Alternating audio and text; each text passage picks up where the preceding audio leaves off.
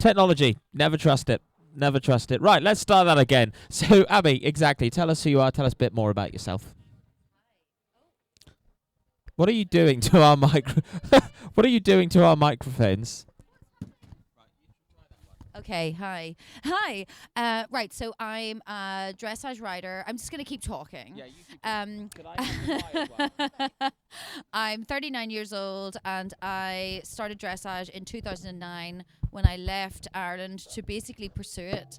And I went to Thailand at that time and was just obsessed. And the obsession grew and grew and grew until eventually it took me to the Olympics. That's it in a nutshell. That was a very brief summary, but I like it. It's short and concise. And again, Joe, for you, Flying Changes, tell us a little bit more about what Flying Changes is and what it is that you do specifically.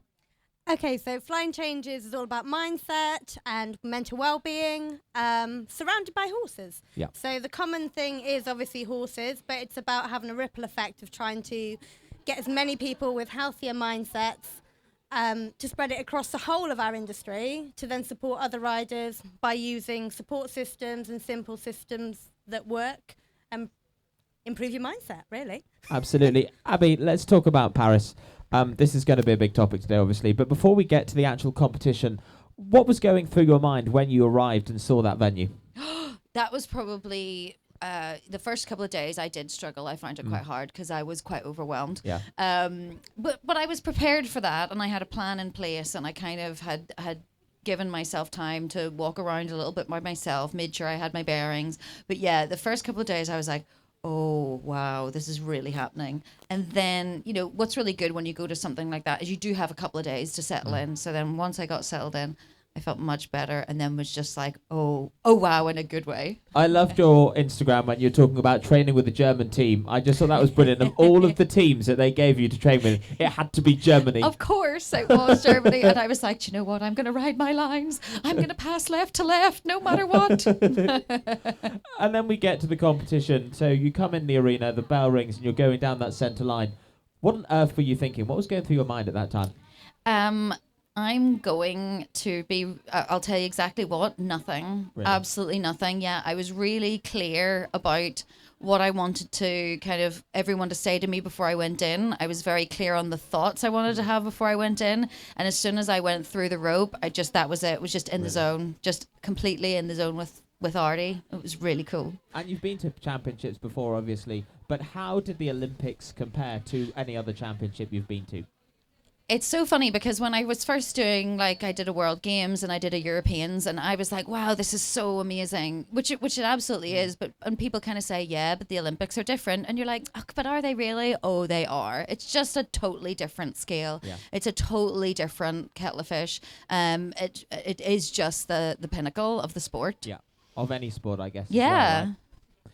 And Joe, bringing you in the conversation now, working with athletes like Abby at such a high level, what techniques would you advise if someone is nervous or scared in that environment when they come through that rope into the championship arena? I think that Abby really highlighted exactly it. The fact that you've put in systems that mean that you don't overwhelm. You've already got your protocol of how you're getting in the arena, what you're going to be thinking before, what people are going to say to you, what your cues are.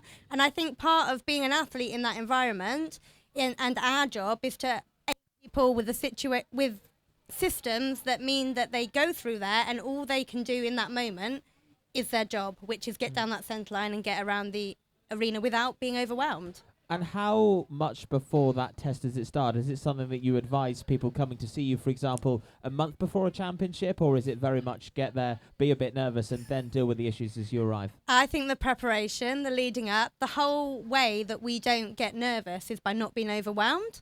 And overwhelm starts as soon as you get that call that you're on the team, or you could be on the team. Yeah. You know, that's when it begins, and before that even. So I think the best way is to have the systems in place that you can use in any environment. And Abby, your phone rang, Anne-Marie was on the phone and said, guess what, you're going to Paris. What on earth was running through your mind, and what did you think at that time? It's just so funny because I actually want to just support what you just said, because to be honest, my preparation probably was 10 months. My mental preparation. Seriously? Yeah. 10 months of like, wow. Oh, can I? This could happen. Yeah. And then, leading up to getting the call, going as an individual was knowing there was only one slot Yeah, was yeah. pretty tough, and I didn't at any point kind of think, oh yeah, you know, I feel safe. You just don't feel safe until you hear those words. And then when I did, you know, the thing is, it's absolutely amazing, and you're like, yes, I'm going, and then you're like, now I got to go to the Olympics. Yeah, now I'm actually going. You're like, I'm actually going now, and then starts the right. Don't fall off the treadmill. Don't trip and fall. Don't like keep the horse safe. Don't let him step on a nail. Don't let then that happens. So there's not a lot of time to go, yay, you're straight away like, okay. And did you ever doubt yourself from the phone call to arriving at the Olympics? Was there ever a moment when you thought, am I good enough? Can I do it? Yes. Yeah, And absolutely. How did you deal with that? Probably just reaching out to people and being really honest about feeling like that. And then, and coming back to what really helped me the whole year was just coming back to why I do it. You know, I was very clear about what my expectations were. I was very clear about what I wanted to achieve. And I just wanted to go and show the best that I can do with the horse that I've trained. So I just kept trying to hone it back to that and being like, well, you've got this far. You've got this far. And then as well, reaching out to people and having some good, solid advice and support. And Jo, how important is a support network in times like that to have people around you, even if it's not a coach like yourself that you can ring and just talk to? I think it's huge. The support teams around people, whether they're people that know anything about horses or not, is irrelevant. You need the people that are supporting you. You know, everyone can have a big team, but the team doesn't have to work together. Yeah. What you need are the individuals that are going to step up when they've noticed, you know, that little glint in your eye of like a bit of a wobble that you haven't said out loud. It's having the people that know you well enough that are going to step in that moment and go, oh, should we just go and do this? Or change the mindset, change where your brain's going to bring it back so you don't escalate and don't lose sight of what the end goal is. And Abby, again, back to you. How did you handle that pressure when you were there specifically? Was there a technique that you used, or was it very much a bit of trial and error, or was it just, I'm so scared, I'm just going to enjoy it? I had a very clear, I planned a lot of things. So for me, having a really nice balance of being busy but not too busy. So I planned every day, but I really went into detail about things to make sure nothing was going to throw me off. So things like, I went, and I don't really like watching before a test because sometimes I just find you see something go wrong and it can kind of knock you. So I thought I'm going to watch one really good one. I watched Blue Horse Scepter, but I wanted to know things like what the bell sounded like, what the crowd were already, what the vibe was. Were they going to clap when I went in? Just really trying to plan ahead for anything like that. But again, I just kept coming back. I had a playlist. I had things written in my phone. I did yoga in the morning. I knew what I was going to eat. All those things that you can kind of like just keeps your worries to as low as possible, so that if something does happen that could bring that overwhelm up, you're able to be like, right, no, I can deal with this. I'm okay. So I just literally had I had kind of thought of everything, which I wouldn't usually do, but you know, if you're at the Olympics, you should probably try. And Jo, routines and strategies, this is something I find really interesting.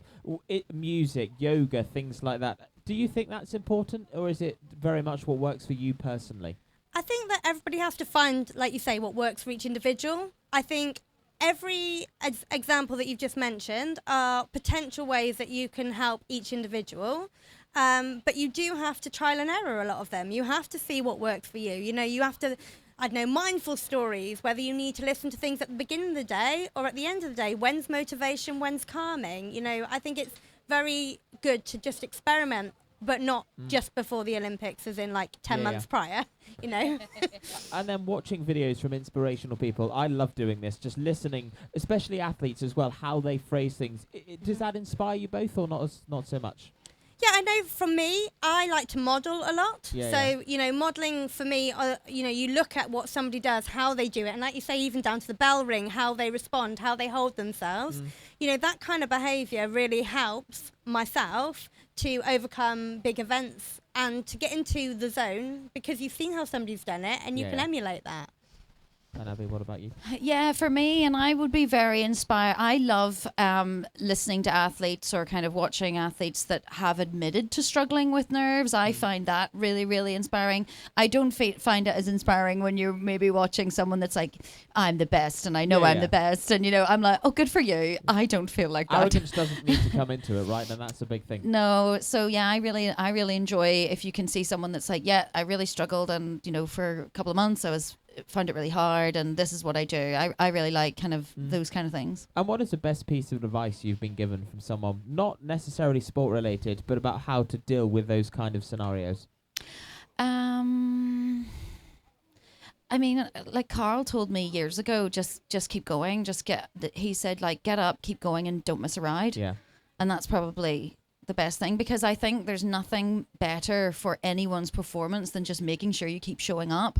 Obviously you've got to know that you're going to prioritize rest when you need it, but just showing up, that's all you have to do. Consistency is key. And how important is resting for you as an athlete? Because I think it's one of those things where I have to be busy, I have to compete, I have to ride that horse. How important is downtime? Very important, actually. And I must say the last, because this is my third consecutive year doing a championship, I've learned so much about myself in those 3 years, even talking about like what your strategies are that work. That's something that I've put together and kind of realized. And one of the things is I'm much, much more strict about giving myself time off and making sure I do, because if there's a point as well where I used to have 1 day off a week, if I can get 2, the difference is crazy. I feel like I could take on the world. Yeah. I'm actually going to Tenerife for a week on Tuesday. Oh, that sounds perfect. That is how you switch off, week in the sun. Yes. Yeah. So. And again, Joe, for you, looking at that more technically, how important is rest for the brain and what does it actually trigger? Oh, well, I think rest is essential. Like, we're designed to sleep, and I think horsey people don't really sleep. Like, we're sleeping but still planning the day ahead. I think that actually, within our whole industry, is something we don't do very well. And when we rest, we're still on the end of the phone, and we don't recharge. I think, really, rest has to be rest. It has to be away from the yard for the body to reset. Otherwise, we just run adrenaline, which means all the chemicals are already in overwhelm. And then all you need is literally that you've dropped your keys in a puddle to destroy your day. Yeah. And so rest is essential. And I often find when you're stressed, it's the small things that tip you over the edge, isn't it? Uh-huh. And again, when you're in that environment, how can you relax when you really need to and pull it back down to earth? And actually dropping your keys in a puddle isn't this big thing. I think that's it. I think a bit like where we're talking about the mindfulness, which doesn't work for everyone. I think the way is to find how to mind empty. It's a way of finding amongst everything where you can become your own person and shut yourself off, whether that's by putting music on, that's by just, being that unsociable person that walks down with their head down for a minute. You have to find that peace in that moment. That's your recharge. You can recharge in 5 minutes of just shut off. I read an article online recently and I found it really interesting about different personality types and how everyone is different. And how important is that for us to understand that everyone is different? And actually, you're a bubbly person, for example, you're a bubbly person, so am I. But other people actually, in times of stress, just want to be in their own world. How important is that? That is essential. And I'm really passionate about that subject because people process differently. Yeah. Some people want to go quiet. So when I used to compete a lot, I'd go quiet and get quite grouchy. And as having a mother as my support network wasn't that great because my mother would try and cheer me up and make me happy. That didn't work for me.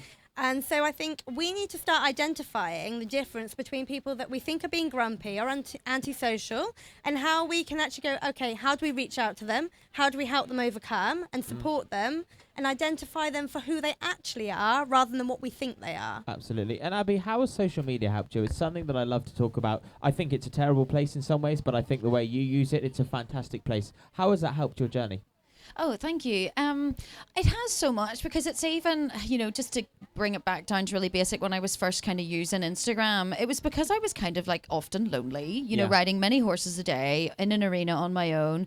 I do a lot of walking on a long rein. So I kind of started, talking on my Instagram and then it grew from there. But it's just been like, you realize how, like we say, there's a lot of bad out there, but there's also so much good and so many people that are so supportive and so lovely and just, really want to reach out and actually hope that you do well, which can actually also be daunting. Yeah. But it's also really, really lovely, and it's just a great way to get yourself out there for whether it be sponsors or owners. It's a good thing. I just think I think the more people do show themselves, I think it would be helpful too. Give us some examples, because I know that you've inspired a lot of people with it. Are there any messages that you've got and thought, actually, I didn't really mean to do this, but somehow I have? Oh, I get a lot of very deep ones. Do you? Oh, yeah, very, very deep ones. And some of them are really quite serious, but I'll get, people that have maybe said that they've had an accident or they've had a really bad situation, and then they were inspired to kind of get back on and keep riding. But also, is that kind of what you mean? Yeah, exactly. Yeah, but then I also just love people that have said, like, do you know what, I didn't want to ride without stirrups, but I'm going to do it. Yeah. And I think, like, yeah, good for you, like, go for it. It's a light-hearted. That's what I love. It's banterous. It's funny.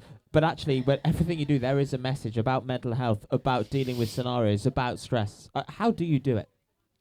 What do you mean? Just balance everything to make it so funny and serious at the same time, and everything you do has a core message. Oh, that's such a lovely thing to say. I didn't realise I did. No, you do, honestly. Oh, thank because you. It's like funny, it's serious, and you can always learn from it. Where does that balance lie? I think I'm honestly just being myself, because I am actually, I want to make everything quite lighthearted. I think oftentimes we do take everything a bit too seriously in this sport, especially. 100%. You go to a show and everyone looks like they're about to kind of jump off a cliff, and I really kind of want to be a bit like, it's just dressage, like, it's fine, we're all okay. But then I'm actually also really interested in mental health side of things and the horse welfare side of things, and just how we can constantly be improving ourselves. So I'm glad to see that it comes off like that, because I think that's just how I am. No, it definitely does. And Joe, bringing you into this conversation, how has social media changed the mental health landscape, do you think? So it's interesting because it kind of, yes, okay, so it brings a lot of things to the surface, and there is bad as well as good. But exactly how Abby uses it, there is that whole message. Yeah. All the time there's support. There's knowing, like you said, it's a really lonely world, the horse industry, or can be. Yeah. And knowing that there are constantly people there that you can just flick through your Insta page and find out that somebody's done this or somebody's done, you kind of can relate, and that has got to only improve your mental well-being. When you're lonely, you're suddenly not lonely. You can be surrounded by people that you've never met, but that can impact your life in such an amazingly positive way. So I think used correctly, it's a game changer. It really is. And also horses as well. How do they help? Because you see so many articles with mental health, horses, animals, dogs. But how do you think that, why do they make such a difference? I think this is a really good point that maybe in the UK we miss quite a lot.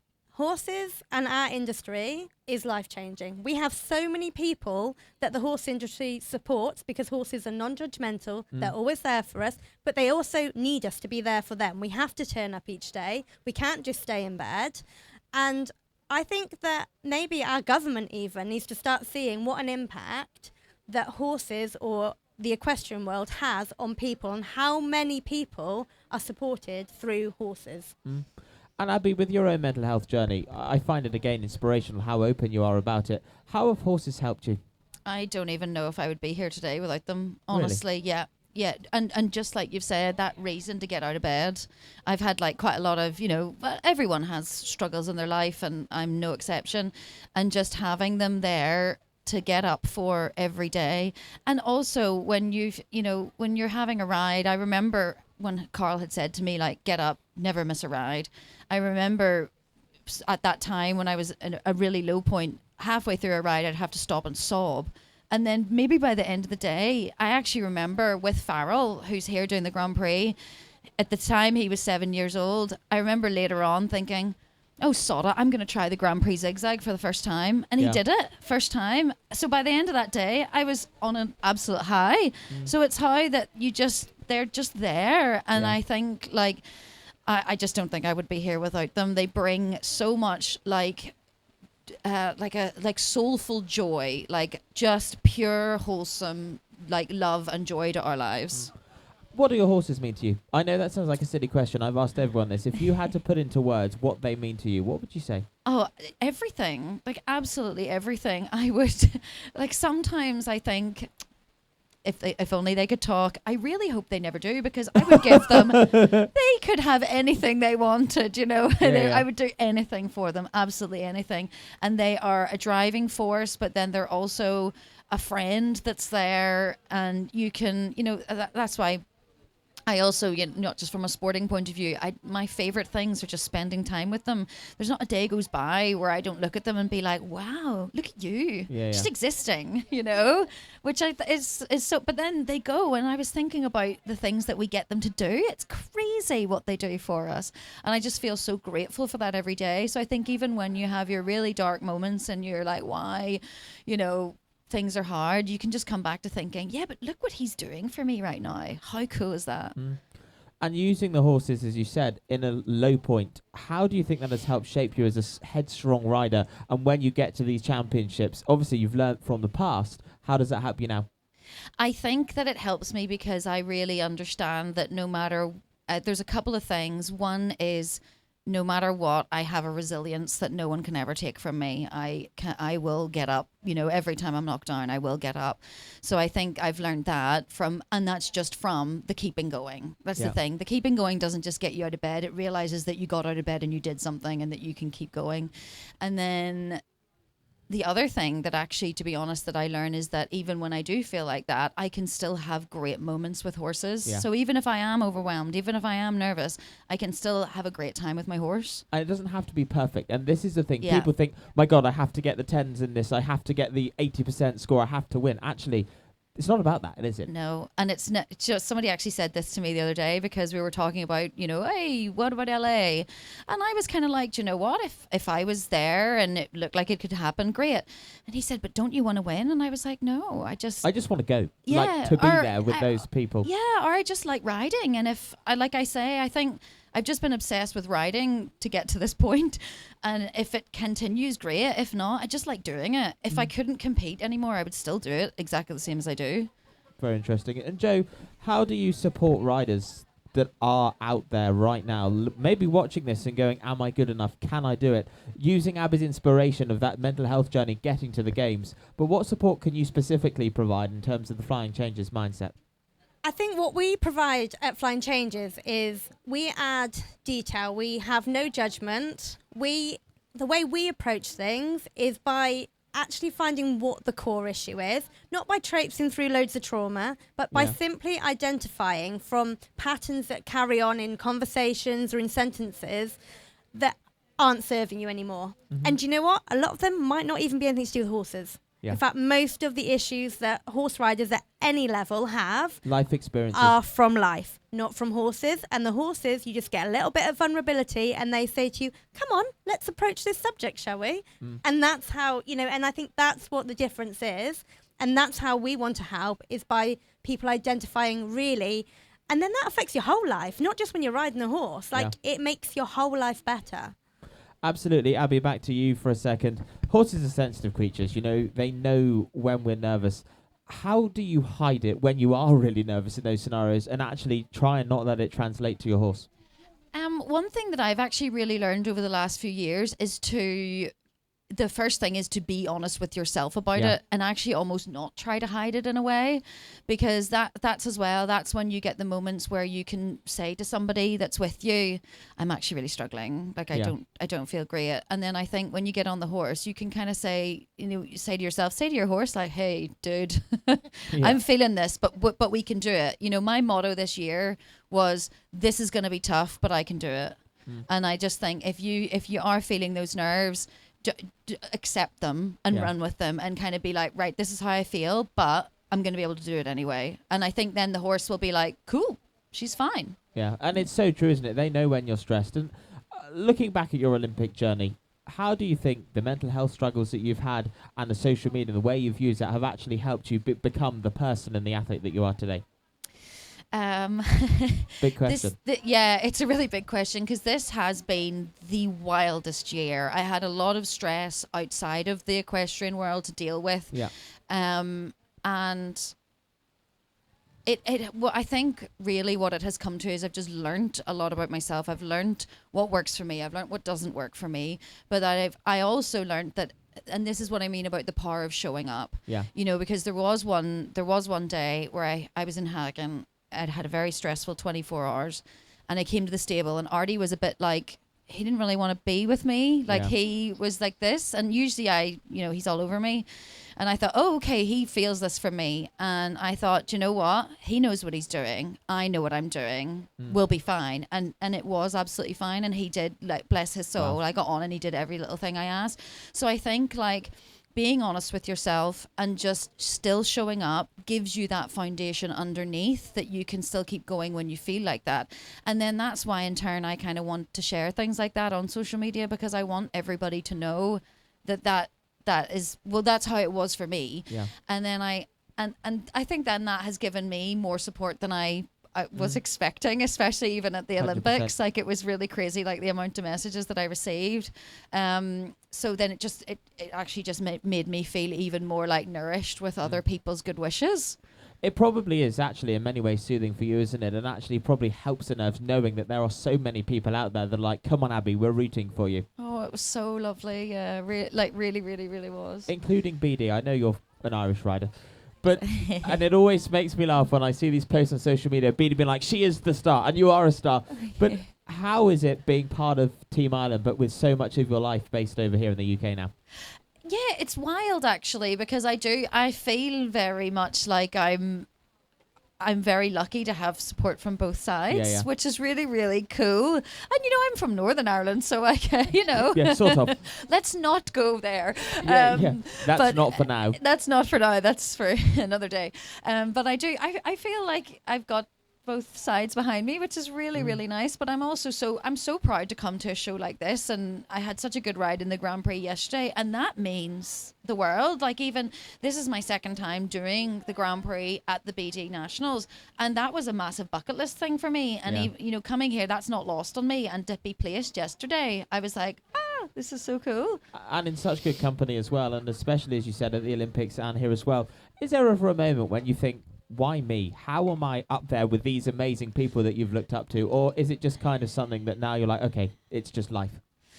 No, I feel like that all the time. Yeah, all the time, constantly. I'm like, oh my goodness. And like, I was fangirling the whole time when I was at the Olympics. I still fangirl here.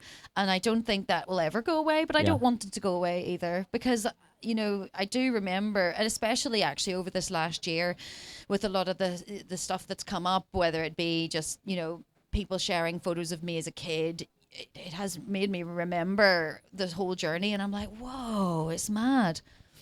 You're so humble and you've achieved a lot. How do you do it? How do you manage to keep your 2 feet on the ground every day? This is great. I love sitting here hearing all these things from you. I'm like, oh really? I don't know. But it is because some people achieve a lot, and you see on the social media they're like self-promotion in a way, but it's always done in the right way. With the way you do it. So, how do you manage to keep your 2 feet on the ground? I just feel so, I do genuinely feel so grateful just to be able to do that. I feel very grateful, especially for the horses, just that, we can get on and do all these things, and I just think about it all the time. I do also think, you're talking about thoughts that serve you. I do try to think in my mind all the time, is that a useful thing to think? I'm probably also still very insecure. Too, which probably keeps me pretty, I do feel a bit, I definitely have the imposter thing. So I feel like, are they going to realize at any point that I'm actually really crap? You've got over that. I think you've got over that by now. But Joe, imposter syndrome, Abby mentioned it there. It's such a big thing. What techniques can people use to deal with it? And also, what scenarios do you think triggers it to be worse, if you'd go with me? I think imposter syndrome is something that everybody has to be very honest with themselves, and everyone has. I really would be surprised if you sat down and spoke to anybody that in any environment would be totally fine. Yeah. I think a bit like you were talking about with your emotions and that kind of being honest, I think the first step with imposter syndrome is recognizing that you have it, but then not letting it kind of take over. Because the thing is, imposter syndrome becomes a bit of a I've got imposter syndrome. Yeah. Whereas actually, imposter syndrome can only happen if you haven't recognized it and it's creeped its head up above the wall and you haven't whacked it back down again. Yeah. And I think by just identifying it and owning it a little bit, like all the other emotions we have, it's okay to have it. That's what makes you so kind of relatable, is because that's there, and I think it's instead of us having these emotions that we then hate because they make us feel funny, let's enjoy them and let's recognise them when they come and how we can use them to our benefit rather than against us. And it's so true. You said that people say, I have imposter syndrome. They then build it up in their head. And actually, then they probably do. Yeah. So how do you keep that at bay? And what can people do to actually stop their minds going crazy? Okay, so you just said the word stop, and that is the first and most important word. By using the word stop in any situation makes your brain kind of light up. That's a kind of like a really small child knows that stop means stop. So we kind of then go back to our childhood and we stop. By stopping, you identify it's happening. Yeah. And by identifying it's happening, you suddenly kind of run out a bit of steam. It hasn't gained the momentum it could have. And by simply doing that initially, that is probably one of the most beneficial things you can do in any environment, whether it's imposter syndrome, whether it's nervous about going into your arena, whatever it is. Stop is the first bit, identify it, then add some detail. Like everyone likes to take away detail, add it. Yeah. And being headstrong, Abby, bringing it back to you to finish, I think the best athletes in the world are the ones that are so focused and so mentally strong. How important, from an equestrian rider's point of view, do you think that is? Is it the same as other sports? Absolutely. It's the most important thing. Yeah. And like, I love my fitness and all that kind of stuff, but the most motivating factor behind me doing physical fitness is to help my mental strength. Because when I go running, you know, one of my last runs before I went to Paris, I was out there for, I think I did 10 miles. So for me to run for an hour and whatever, the whole time telling myself, when those thoughts came, oh, I want to stop, oh, this is hard, saying, no, you're fine, carry on, you're good, you've got this, feel your body, you feel fine. That's practice. That's the practice that you need for when you get on a horse and you're going to be on there for an hour going, oh no, is this happening? Did someone look over there? Oh, what's that person thinking? What's that? You practice that kind of technique of being like, stop, and you know, you're fine. It's so true, isn't it? And I think it's one of those things, everyone seems to be ashamed to talk about mental health issues, about struggles. How important is it to be real? It is the most important, because that's the thing. And it's like we're saying, being honest with yourself is so important, and just saying, yeah, this is how I feel. I'm actually struggling, because I went through a long time as well where I was in denial. I knew I was nervous, and then I thought I got better. And then I would say, oh, but you shouldn't feel like this because you're better now. Well, no, it was then just a whole cycle that just continued. And the more I was like, no, I'm struggling today. This is how I feel. And, you know, then you're being honest with yourself. Then you can be honest with the people around you. And then people around you can help you. And other than the horses, when you're at your darkest stage, if you don't mind me asking this, who inspired you the most to keep going?